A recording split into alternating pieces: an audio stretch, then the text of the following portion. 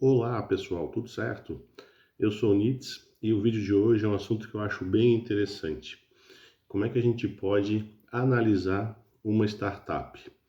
A primeira coisa que a gente pensa, como startup é uma empresa, como outra empresa qualquer, eu vou simplesmente analisar da mesma forma, utilizando as mesmas métricas, os mesmos indicadores. Porém, com anos de experiência analisando diversas empresas, pode-se perceber que é diferente analisar uma startup e analisar uma empresa convencional. Então, o modelo tradicional de análise, ele não funciona com as startups. Por quê? Existem várias formas de se analisar uma empresa, mas o modelo que é bastante comum é trabalhar com um tripé de análise, onde a gente olha a situação financeira, a situação patrimonial e a situação econômica. Ou seja, a gente olha a liquidez da empresa, que seria se ela tem ou não tem condições de honrar com seus compromissos. A gente olha também a situação patrimonial dela, que seria o endividamento, uma relação entre o que ela tem e o que ela deve, e a situação econômica do desempenho dela, que seria a rentabilidade. Porém, esses indicadores tradicionais, eles não funcionam para se analisar uma startup. Por quê?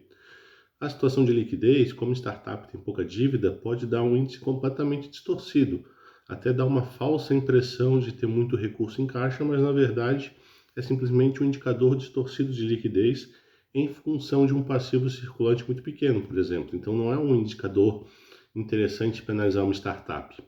O próprio indicador de endividamento, quando a empresa consegue um aporte de recurso, de um anjo ou de um fundo de investimento, esse aporte muitas vezes ele aparece como um passivo no seu balanço. Então ela vai estar, depois do aporte, que é o momento de glória da startup, vai estar extremamente endividada, certo? Então acaba não sendo um indicador. Se for usar os índices padrões desse indicador de endividamento, ia refletir uma descontinuidade da empresa, quando na verdade é o melhor momento dela.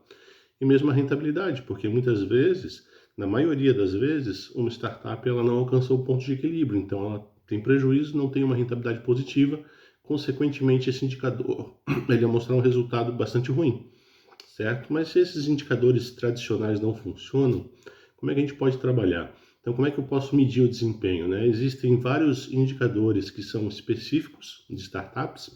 Alguns indicadores são mais gerais, servem para diversas startups, e alguns vão ser específicos para uma ou outra empresa. Normalmente não adianta pegar um número muito grande de indicadores, certo? Não vai ser interessante para análise. Tem que achar um equilíbrio, Qual seria o número ideal para mensurar a tua empresa, de forma que consiga monitorar, acompanhar e utilizar ele no processo de tomada de decisão.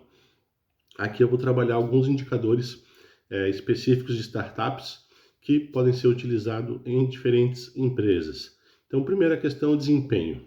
Como é que eu posso mensurar o desempenho, já que a rentabilidade não é uma boa métrica? Então, um indicador que é bastante utilizado é o NPS, que é uma sigla em inglês para o nível de satisfação dos teus clientes. Como é que tu vai calcular esse indicador?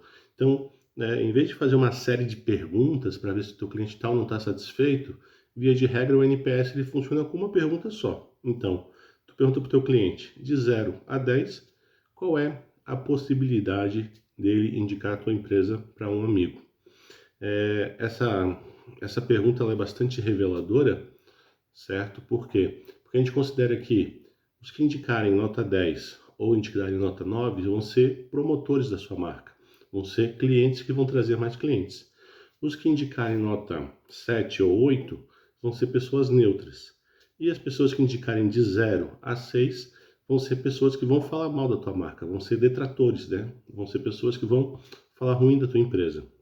Então tu pega o percentual dos promotores menos o percentual das empresas que falam mal e daí tu vai calcular o teu NPS, Quanto maior, melhor.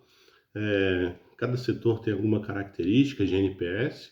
Quanto mais cliente também vai ser um indicador mais robusto e é uma forma de mensurar o teu desempenho, porque como uma startup, ela depende muito do boca a boca do cliente para se desenvolver, certo?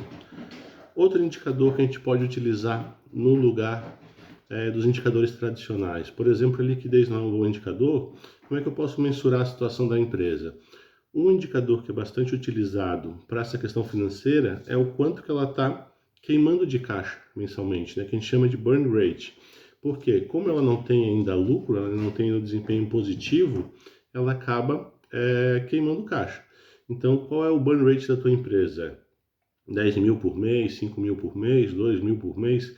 Sempre uma perspectiva aqui de uma startup enxuta. Então, quanto menor esse indicador, menos caixa ela está queimando por mês, vai dar mais sobrevida dela até ela atingir o ponto de equilíbrio, que é o momento que ela deixa de ter prejuízo e começa a ter lucro, pelo menos um ponto de equilíbrio financeiro, começa a gerar caixa, né? Não para de queimar caixa. Então, esse é um indicador que serve para ver essa questão financeira. Esse indicador ele pode ser complementado com outro indicador também que é bem interessante. Por quê? Porque vamos supor que a empresa recebe um aporte, seja de um fundo de investimento ou de investidores, né, um aporte mais significativo. E ela está queimando caixa. Então, esse aporte vai sendo corroído ao longo do tempo, vai sendo consumido, queimando caixa da empresa. Então, como o indicador de endividamento não é um bom indicador, um indicador que eu posso ver com relação à continuidade da empresa, né, um indicador de risco, esse seria um tempo de decolagem, né, que eles chamam de runway. Então, se ela tem 200 mil de caixa e ela queima 10 mil de caixas por mês, então ela teria, em média, 20 meses para decolar, 20 meses para conseguir começar a gerar caixa, senão ela vai precisar ou de um novo aporte, ou então ela vai descontinuar. Então, esse tempo de decolagem é um outro indicador. Aqui a gente viu 3 indicadores específicos de startups, o NPS, o Burn Rate e o Runway, né? O Burn Rate é a queima de caixa e o Runway é o tempo de decolagem. Existem diversos outros indicadores, eu posso trabalhar eles em outros vídeos. Espero que vocês tenham gostado. Até a próxima. Tchau, tchau.